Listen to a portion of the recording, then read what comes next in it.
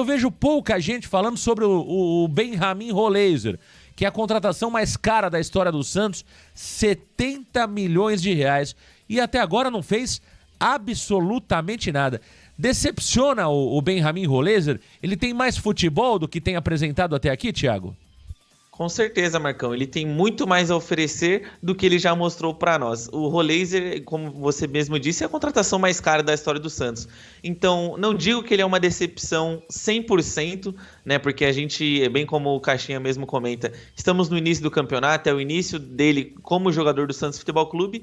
Mas sem dúvidas, né? Quando você contrata um jogador que custa ali por volta de 11, 12 milhões de euros, você espera que ele vai colocar a bola debaixo do braço e decidir jogos, coisa que ele não está fazendo. Eu acho que ele, inclusive, o Pedro Caixinha poderia insistir um pouquinho mais ele no jogo de ontem, né? De frente do Guilherme, visto que o Soteldo desempenha muito melhor jogando pela esquerda, né? Mas eu não discordo do torcedor que considera o Roleiser uma decepção. Eu enxergo que a gente tem que dar tempo ao tempo, claro, mas o Roleiser não está entregando, né? A gente vê ele ser pouco participativo das conclusões. Eu me lembro de uma única finalização dele no jogo de ontem, que foi justamente um chute de dentro da área que a zaga do Bahia conseguiu bloquear a finalização.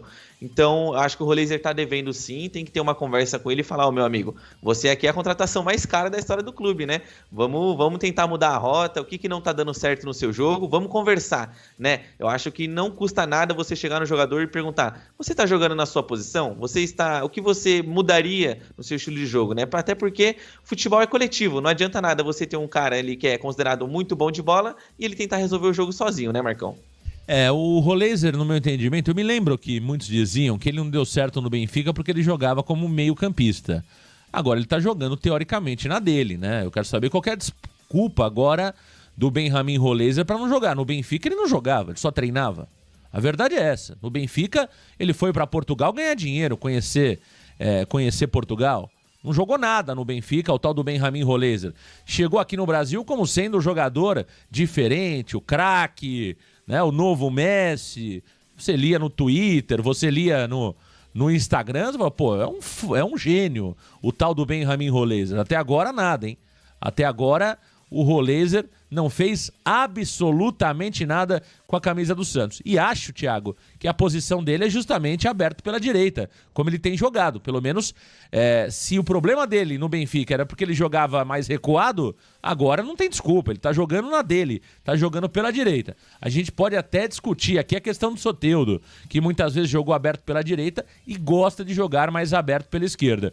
Mas o caso do Roleiser, não. O Roleiser no Benfica não teria jogado porque jogou por dentro, jogou como meio-campista. Agora cederam aí o jogador Benjamin Roleiser, tá jogando pela direita. Muita gente chegando aqui na varanda mais famosa do Brasil. O torcedor vai deixando o seu like, vai compartilhando, vai se inscrevendo aqui no Varanda Futebol Debate. Uma outra alteração, Thiago Jordão, foi a entrada do Tassiano no lugar do Álvaro Barreal. Essa surtiu muito efeito, assim como o Soteldo, que foi muito bem. Na opinião do Varanda Futebol Debate, o Soteldo foi eleito o melhor em campo. O Tassiano entrou bem, né? E esse é um jogador que tem a confiança do Pedro Caixinha.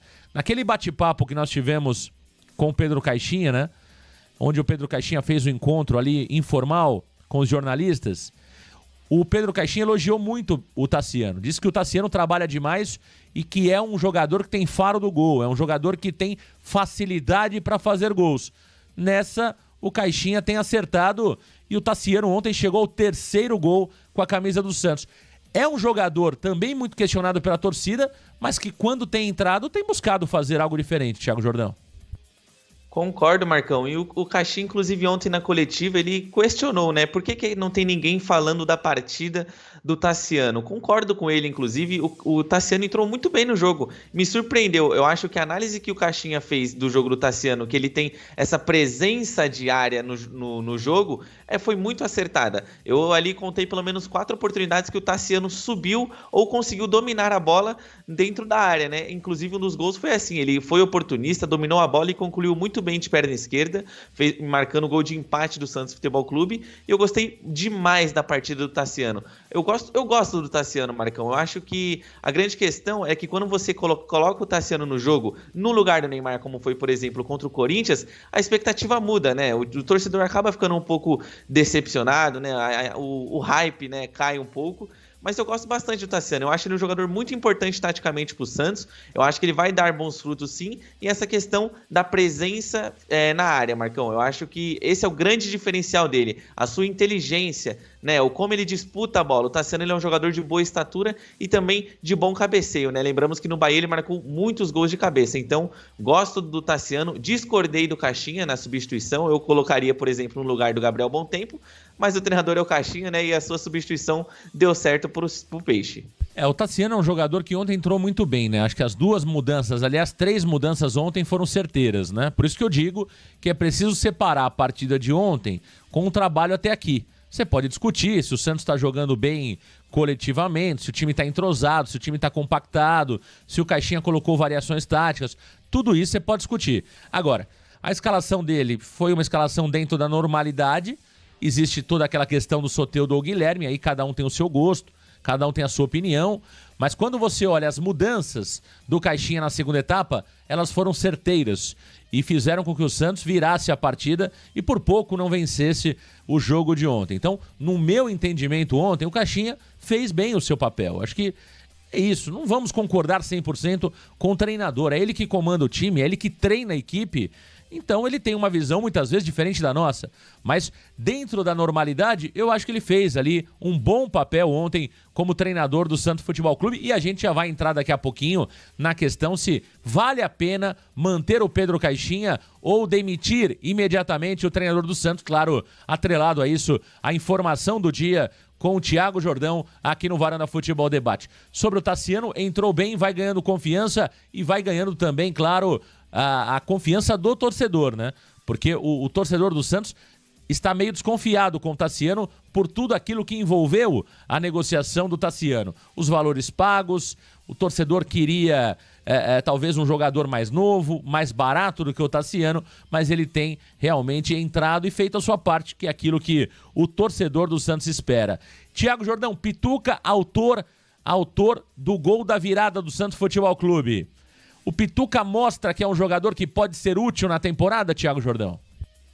Com certeza, Marcão. E eu fiquei muito feliz que ele entrou bem no jogo de ontem, Marcão. Eu torço muito pelo retorno do bom futebol do Diego Pituca. Ele provou ontem que ele pode, sim, ser muito importante para o Santos no decorrer da temporada e que não é aquele jogador descartável como muitas pessoas pensavam anteriormente, né? Gostei da dinâmica que o Diego Pituca trouxe para o Santos, né? Ele me lembrou muito 2019, que era um jogador que corria bastante, desarmava, buscava o jogo, e o Pituca fez um golaço ontem, né? Um gol de puro oportunismo também e de boa finalização.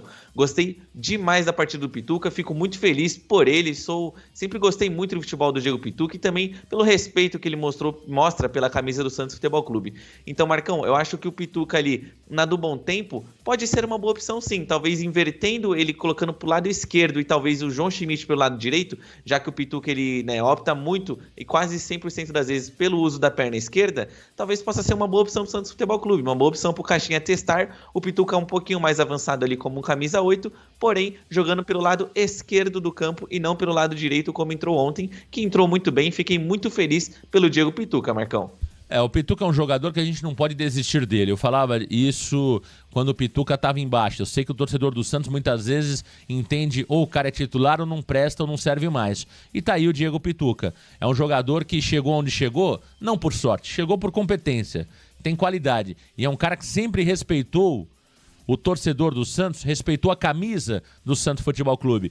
Veja que ele faz o gol e extravasa, como se fosse qualquer um de nós.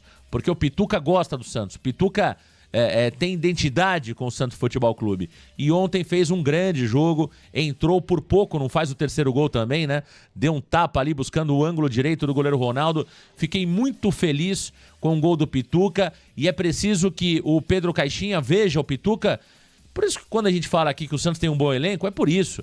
Porque o Santos tem bons jogadores, gente. O Santos tem bons jogadores. Se não está conseguindo jogar, isso é função do Caixinha fazer com que essa engrenagem funcione. Porque nós temos jogadores de qualidade no elenco. O Pituca mostrou isso ontem, o Soteldo mostrou isso ontem, o Tassiano mostrou isso ontem. Então nós temos jogadores de qualidade no elenco. Cabe ao treinador, que tem uma parcela de culpa grande pela performance ruim do time até aqui na temporada, porque o Santos foi mal no Campeonato Paulista em termos de performance. Em termos de resultado, chegou na semifinal até razoável, mas jogou nada o Campeonato Paulista do Santos. E começa jogando mal de novo o Campeonato Brasileiro. Então, muita responsabilidade no trabalho do Pedro Caixinha. Não por ontem, ontem até razoável, mas o trabalho até aqui do Pedro Caixinha é um trabalho ruim na frente do Santos Futebol Clube. E por fim, Thiago, David Washington, que sono, que nhaca. O que acontece com o David Washington, hein? Será que o David Washington foi super valorizado? Se fala muito do David Washington e o futebol dele não é tudo isso, Thiago Jordão? Olha, Marcão, acho que não, assim como o Roleiser, né? É muito cedo pra gente colocar um estereótipo no jogador. Porém, ontem o David Washington, inclusive na nossa interpretação no pós-jogo, né? Ele foi o pior em campo, né? Ele entrou muito mal, entrou desligado. Inclusive, eu discordo do que o Pedro Caixinha, inclusive, respondeu a mim, né? Quando eu pedi para ele fazer um balanço do que foi as substituições do Santos na partida. Ele disse que o David Washington foi bem ofensivamente.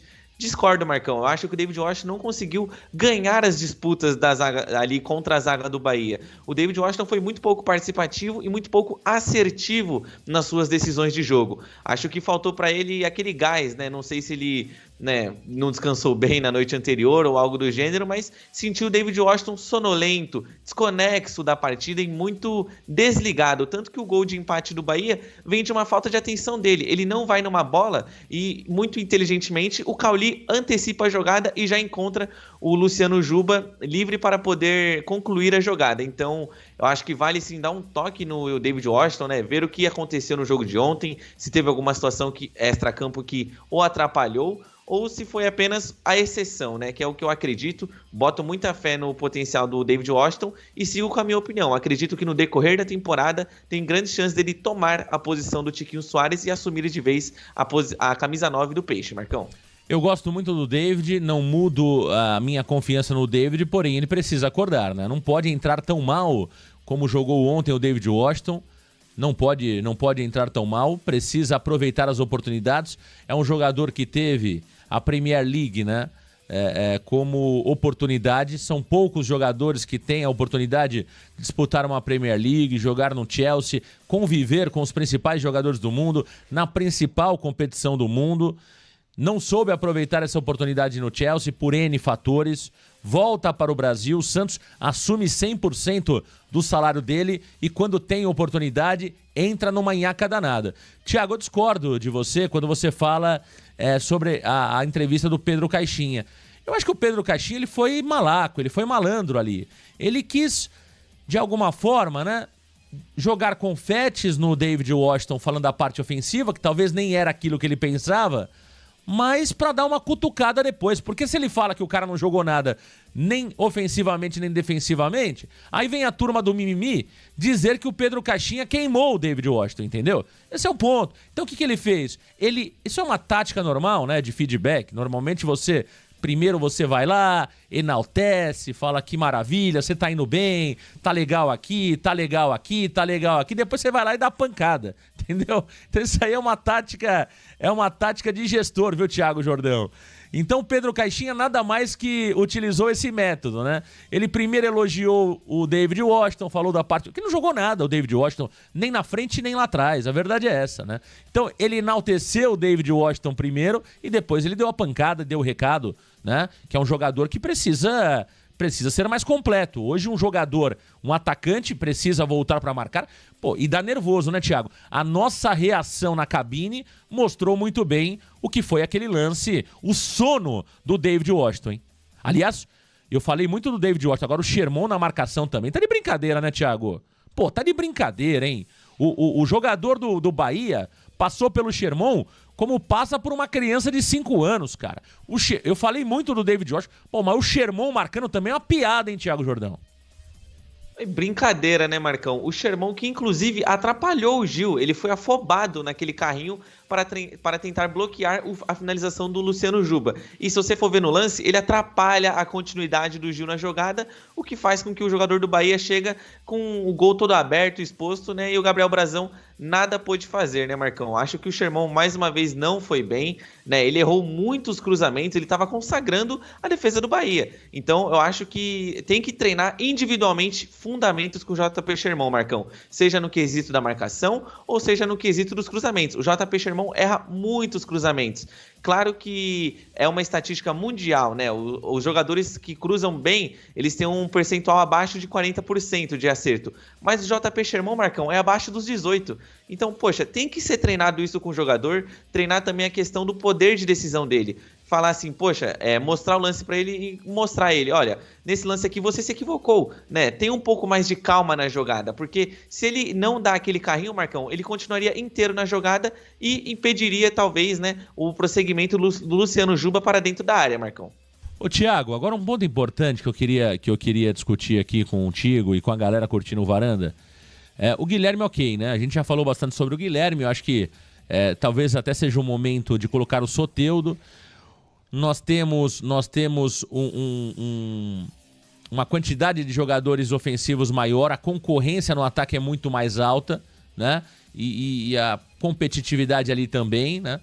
Agora, na lateral direita, nós temos o Sherman, temos o Léo Godoy e o Aderlan só volta aí, talvez daqui 2 jogos aproximadamente, e vai voltar depois de muito tempo parado, lesão de ligamento cruzado anterior. A pergunta que não quer calar, Thiago, depois de ontem, revendo os melhores momentos ontem, eu acho que está na hora de tirar o Sherman, entendeu? Vocês sabem aqui o quanto eu já elogiei o Sherman e continuo achando que ele tem potencial. Não é que eu desisti do Sherman, não, mas eu acho que está na hora de tentar algo diferente, Thiago.